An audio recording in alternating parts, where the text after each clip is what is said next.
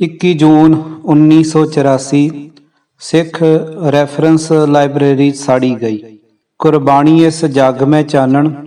ਗੁਰਬਾਣੀ ਇੱਕ ਚਾਨਣ ਮੁਨਾਰਾ ਹੈ ਜੋ ਇੱਕ ਸੱਚਾ ਸੁੱਚਾ ਜੀਵਨ ਬਤਾਉਣ ਲਈ ਰੋਸ਼ਨੀ ਦਿੰਦਾ ਹੈ।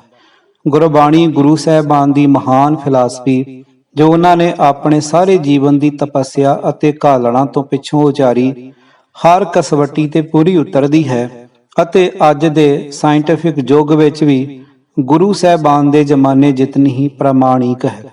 ਗੁਰਬਾਣੀ ਦਾ ਪਾਠ ਜਾਂ ਗਾਇਨ ਸ਼ਰਧਾਲੂਆਂ ਲਈ ਜੀਵਨ ਦਾ ਇੱਕ ਸੋਮਾ ਹੈ, ਇੱਕ ਅਜਿਹਾ ਠੰਡਾ ਮਿੱਠਾ ਚਸ਼ਮਾ ਹੈ ਜੋ ਤਪਦੇ ਦਿਲਾਂ ਨੂੰ ਸ਼ਾਂਤੀ, ਨਿਰਾਸ਼ਿਆਂ ਨੂੰ ਆਸ, ਨਿਤਾਣਿਆਂ ਨੂੰ ਤਾਣ, ਬੇਸਹਾਰਿਆਂ ਨੂੰ ਸਹਾਰਾ ਅਤੇ ਮਾਯੂਸ ਹੋਏ ਦਿਲਾਂ ਨੂੰ ਚੜ੍ਹਦੀ ਕਲਾ ਬਖਸ਼ਦਾ ਹੈ।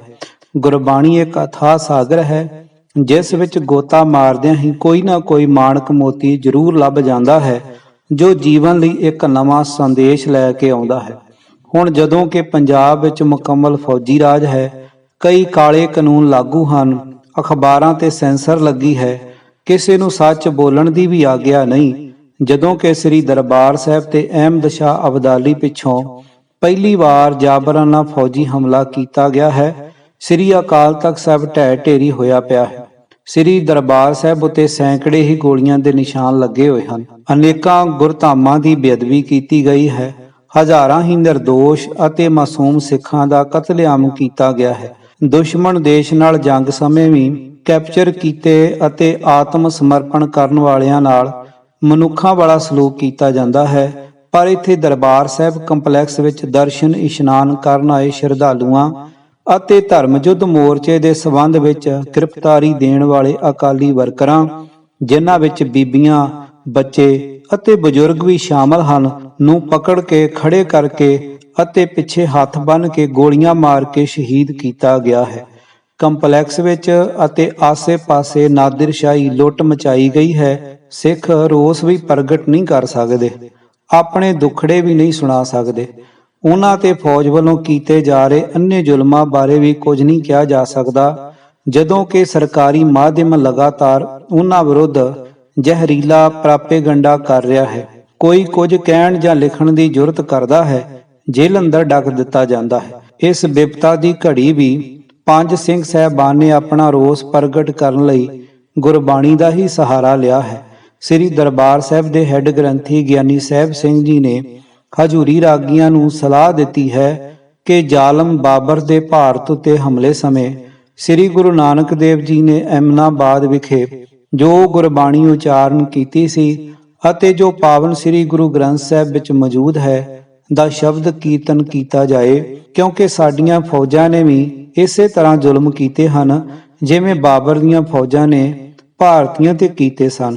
ਇਹਨਾਂ ਸ਼ਬਦਾਂ ਵਿੱਚ ਇਹ ਸ਼ਾਮਲ ਹਨ: ਏਤੀ ਮਾਰ ਪਈ ਕਰਲਾਣੇ ਤੈ ਕੀ ਦਰਦ ਨ ਆਇਆ, ਜੈਸੀ ਮੈਂ ਆਵੈ ਖਸਮ ਕੀ ਬਾਣੀ ਤੈਸੜਾ ਕਰੀ ਗਿਆਨ ਵੇ ਲਾਲੋ, ਰਾਜੇ ਸ਼ੀ ਮੁਕੱਦਮ ਕੁੱਤੇ ਕਲ ਕਾਤੀ ਰਾਜੇ ਕਾ ਸਾਈ, ਧਰਮ ਪੰਖ ਕਰ ਉਡਰਿਆ। ਇਸ ਤੋਂ ਬਿਨਾਂ ਭਾਈ ਗੁਰਦਾਸ ਜੀ ਦੇ ਕੁੱਤਾ ਰਾਜ ਬਹਾਲੀਏ ਫਿਰ ਚੱਕੀ ਚੱਟੇ ਦਾ ਵੀ ਗਾਇਨ ਕੀਤਾ ਜਾਏ। 15 ਜੂਨ ਤੱਕ ਸਵੇਰੇ ਜਦੋਂ ਆਕਾਸ਼ਬਾਣੀ ਤੋਂ ਸ਼ਬਦ ਕੀਰਤਨ ਦਾ ਪ੍ਰੋਗਰਾਮ ਰਿਲੇ ਹੁੰਦਾ ਹੈ, ਭਾਈ ਹਰੀ ਸਿੰਘ ਹਜ਼ੂਰੀ ਰਾਗੀ ਦੀ ਡਿਊਟੀ ਸੀ। ਹੁਣ 16 ਜੂਨ ਤੋਂ ਭਾਈ ਸੁਰਿੰਦਰ ਸਿੰਘ ਜੀ ਪਟਨਾ ਸਾਹਿਬ ਵਾਲਿਆਂ ਦੀ ਡਿਊਟੀ ਹੈ। ਪਹਿਲਾਂ ਉਹ ਜਥੇ ਨਾਲ ਪਾਕਿਸਤਾਨ ਗਏ ਸਨ। ਅਸੀਂ ਸਵੇਰੇ ਉਪਰੋਕਤ ਸ਼ਬਦਾਂ ਵਿੱਚੋਂ 1-2 ਦਾ ਹਰ ਰੋਜ਼ ਸ਼ਬਦ ਕੀਰਤਨ ਸੁਣ ਰਹੇ ਹਾਂ।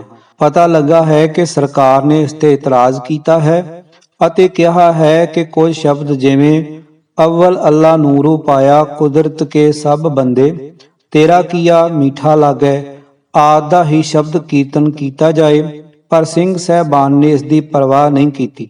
ਸੰਤ ਹਰਚੰਦ ਸਿੰਘ ਲੌਂਗੋਵਾਲ ਜੋ NSA ਅਧੀਨ ਗ੍ਰਿਫਤਾਰ ਕਰਕੇ ਉਦੈਪੁਰ ਜੇਲ੍ਹ ਵਿੱਚ ਬੰਦ ਕਰ ਦਿੱਤੇ ਗਏ ਹਨ, ਦੀ ਗੈਰ ਹਾਜ਼ਰੀ ਵਿੱਚ ਸ਼੍ਰੋਮਣੀ ਅਕਾਲੀ ਦਾ ਕੰਮ ਚਲਾਉਣ ਲਈ ਅੱਜ ਸਰਦਾਰ ਉਜਾਗਰ ਸਿੰਘ ਸੇਖਵਾਂ ਨੇ ਐਕਟਿੰਗ ਪ੍ਰਧਾਨ ਵਜੋਂ ਅਹੁਦਾ ਸੰਭਾਲ ਲਿਆ ਹੈ। ਸਰਦਾਰ ਆਤਮਾ ਸਿੰਘ ਨੇ ਸ਼ਾਇਦ ਸਿੰਘ ਸਾਹਿਬਾਨ ਨਾਲ ਸਲਾਹ ਮਸ਼ਵਰਾ ਕਰਕੇ ਜਥੇਦਾਰ ਸੇਖਵਾਂ ਨੂੰ ਪਾਰਟੀ ਦੀ ਵਾਗਡੋਰ ਸੰਭਾਲਣ ਲਈ ਆਖਿਆ ਹੈ।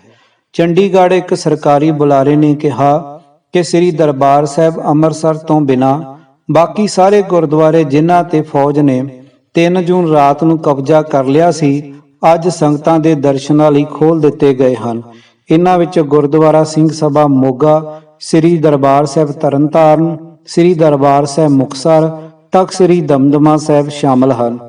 ਦਿੱਲੀ ਤੋਂ ਅੰਮ੍ਰਿਤਸਰ ਰਾਹੀਂ ਜੰਮੂ ਕਸ਼ਮੀਰ ਜਾਣ ਵਾਲੀ ਹਵਾਈ ਸੇਵਾ ਜੋ 3 ਜੂਨ ਤੋਂ ਬੰਦ ਕਰ ਦਿੱਤੀ ਸੀ, ਅੱਜ ਤੋਂ ਬਹਾਲ ਕਰ ਦਿੱਤੀ ਗਈ ਹੈ। ਪੰਜਾਬ ਵਿੱਚ ਬੱਸਾਂ ਦੀ ਆਵਾਜਾਈ ਵੀ ਅੱਜ ਤੋਂ ਵਧਾ ਦਿੱਤੀ ਗਈ ਹੈ। ਸ੍ਰੀ ਗੁਰੂ ਰਾਮਦਾਸ ਹਸਪਤਾਲ ਦੀ ਨਵੀਂ ਬਿਲਡਿੰਗ, ਜਿੱਥੇ ਸ਼੍ਰੋਮਣੀ ਅਕਾਲੀ ਦਲ, ਸ਼੍ਰੋਮਣੀ ਕਮੇਟੀ ਅਤੇ ਦਰਬਾਰ ਸਾਹਿਬ ਦੇ ਦਫ਼ਤਰ ਸ਼ਿਫਟ ਹੋ ਕੇ ਗਏ ਹਨ, ਵਿਖੇ ਰੌਣਕ ਹੋਣ ਲੱਗੀ ਹੈ। ਉਹ ਲੋਕੀ ਜਿਨ੍ਹਾਂ ਦੇ ਸੰਬੰਧੀ ਫੌਜੀ ਐਕਸ਼ਨ ਦੌਰਾਨ ਕੰਪਲੈਕਸ ਵਿੱਚ ਰਹਿੰਦੇ ਸਨ ਜਾਂ 3 ਜੂਨ ਨੂੰ ਸ਼ਹੀਦੀ ਗੁਰਪੁਰਬ ਸਮੇਂ ਸ੍ਰੀ ਦਰਬਾਰ ਸਾਹਿਬ ਮੱਥਾ ਟੇਕਣ ਆਏ ਸਨ ਪਰ ਘਰ ਨਹੀਂ ਪਰਤੇ, ਪੁੱਛ-ਗਿੱਛ ਲਈ ਆ ਰਹੇ ਹਨ।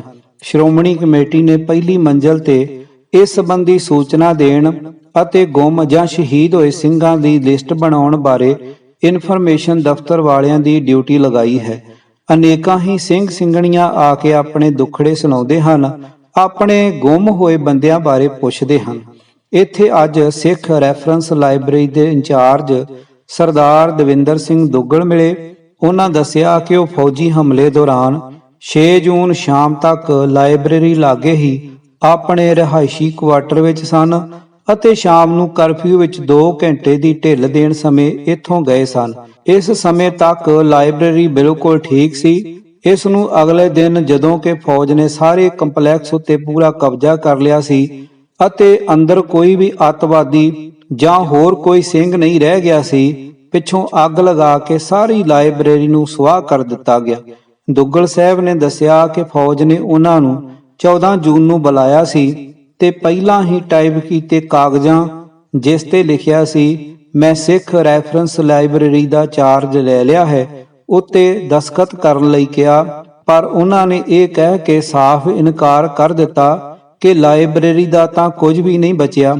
ਮੈਂ ਇਹ ਲਿਖ ਦਿੰਦਾ ਹਾਂ ਕਿ ਸੜੀ ਹੋਈ ਰੈਫਰੈਂਸ ਲਾਇਬ੍ਰੇਰੀ ਦੀ ਸਵਾਹ ਪ੍ਰਾਪਤ ਕੀਤੀ। ਸਰਦਾਰ ਦੁੱਗਲ ਨੇ ਮੈਨੂੰ ਦੱਸਿਆ ਕਿ ਅਨੇਕਾਂ ਹੀ ਇਤਿਹਾਸਕ ਮਹੱਤਤਾ ਵਾਲੀਆਂ ਹੱਥ ਲਿਖਤਾਂ, ਗੁਰੂ ਸਾਹਿਬਾਨ ਦੇ ਹੁਕਮਨਾਮੇ, ਜਨਮ ਸਾਖੀਆਂ, ਪਾਵਨ ਸ੍ਰੀ ਗੁਰੂ ਗ੍ਰੰਥ ਸਾਹਿਬ ਦੀਆਂ 500 ਹਸਤ ਲਿਖਤ ਬੀੜਾਂ, 500 ਦੇ ਕਰੀਬ ਨਾਯਾਬ ਪੁਸਤਕਾਂ ਦੇ ਟਾਈਪ ਕੀਤੇ ਖਰੜੇ, ਪਿਛਲੇ 60 ਸਾਲ ਤੋਂ ਕਈ ਅਖਬਾਰਾਂ ਦੀਆਂ ਜਿਲਦ ਕੀਤੀਆਂ ਫਾਈਲਾਂ ਜੋ 1200 ਤੋਂ ਉੱਪਰ ਸਨ, ਇਤਿਹਾਸਕ ਚਿੱਤਰਾਂ ਤੇ ਤਸਵੀਰਾਂ ਸੰਬੰਧੀ 18 ਐਲਬਮਾਂ, ਇਸ ਤੋਂ ਬਿਨਾਂ ਲਗਭਗ 25 ਲੱਖ ਰੁਪਏ ਦੀਆਂ ਅਲਮਾਰੀਆਂ, ਰੈਕ, ਫਰਨੀਚਰ, ਤਸਵੀਰਾਂ ਦੇ ਬਲਾਕ ਆਦਿ ਪੂਰੀ ਤਰ੍ਹਾਂ ਤਬਾਹ ਹੋ ਗਏ ਹਨ।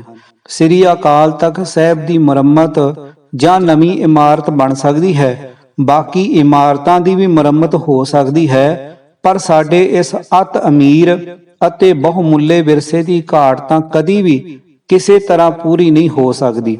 ਗੁਰੂ ਸਾਹਿਬਾਨ ਦੇ ਆਪਣੇ ਪਵਿੱਤਰ ਹਸਤ ਕਮਲਾਂ ਨਾਲ ਲਿਖੇ ਹੁਕਮਨਾਮੇ, ਹਸਤ ਲਿਖਤ ਗੁਰੂ ਗ੍ਰੰਥ ਸਾਹਿਬ, ਜਨਮ ਸਾਖੀਆਂ ਤੇ ਹੋਰ ਇਤਿਹਾਸਕ ਮਹੱਤਤਾ ਵਾਲੀਆਂ ਪੁਸਤਕਾਂ ਤਾਂ ਲੱਖਾਂ ਰੁਪਏ ਖਰਚ ਕਰਕੇ ਵੀ ਨਹੀਂ ਮਿਲ ਸਕਦੀਆਂ। ਸਰਦਾਰ ਦੁੱਗਲ ਨੇ ਦੱਸਿਆ ਕਿ ਫੌਜ ਨੇ ਉਹਨਾਂ ਨੂੰ ਖਾਮ-ਖਾਂ 5-6 ਘੰਟੇ ਹੇਠਾਂ ਪਰਿਕਰਮਾ ਵਿੱਚ ਬਿਠਾਈ ਰੱਖਿਆ। ਉਸ ਦਿਨ ਵੀ ਫੌਜੀ ਨੰਗੇ ਸਿਰ ਅਤੇ ਬੂਟਾਂ ਸਮੇਤ ਫਿਰ ਰਹੇ ਸਨ ਅਤੇ ਕਈ ਫੌਜੀ ਬੀੜੀਆਂ ਜਾਂ ਸਿਗਰਟਾਂ ਪੀ ਰਹੇ ਸਨ।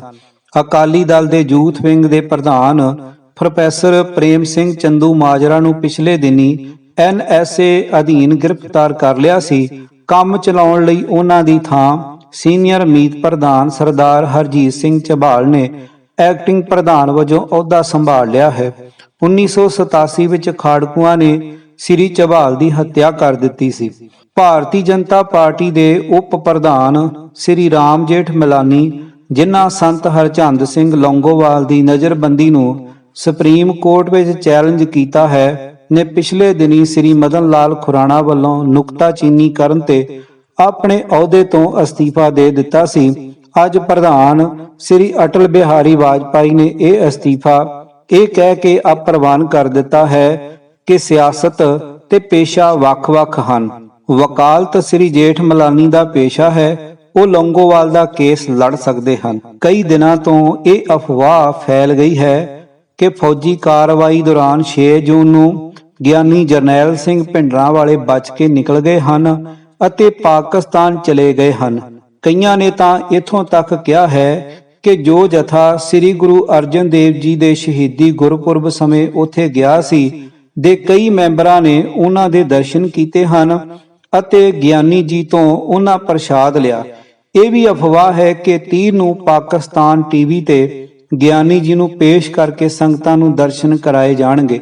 ਸਾਡੇ ਰੇਡੀਓ ਨੇ ਅੱਜ ਇਹਨਾਂ ਅਫਵਾਹਾਂ ਦੀ ਤਰਦੀਦ ਕੀਤੀ ਹੈ ਅਤੇ ਕਿਹਾ ਹੈ ਕਿ ਹੋਰਨਾਂ ਤੋਂ ਇਲਾਵਾ ਗਿਆਨੀ ਜਰਨੈਲ ਸਿੰਘ ਭਿੰਡਰਾਂਵਾਲੇ ਦੇ ਵੱਡੇ ਭਰਾ ਸਰਦਾਰ ਹਰਚਰਨ ਸਿੰਘ ਜੋ ਫੌਜ ਵਿੱਚ ਸੂਬੇਦਾਰ ਹਨ ਤੋਂ ਗਿਆਨੀ ਜੀ ਦੀ ਲਾਸ਼ ਦੀ ਪਹਿਚਾਣ ਕਰਾਈ ਗਈ ਸੀ।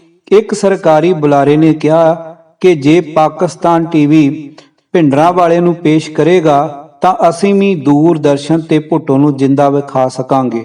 ਡੈਰੀ ਦੇ ਪੰਨੇ ਹਰਬੀਰ ਸਿੰਘ ਭਵਰ, ਆਵਾਜ਼ ਭਾਈ ਗੁਰਜੰਟ ਸਿੰਘ ਰੂਪੋਵਾਲੀ। ਵਾਹਿਗੁਰੂ ਜੀ ਕਾ ਖਾਲਸਾ, ਵਾਹਿਗੁਰੂ ਜੀ ਕੀ ਫਤਿਹ।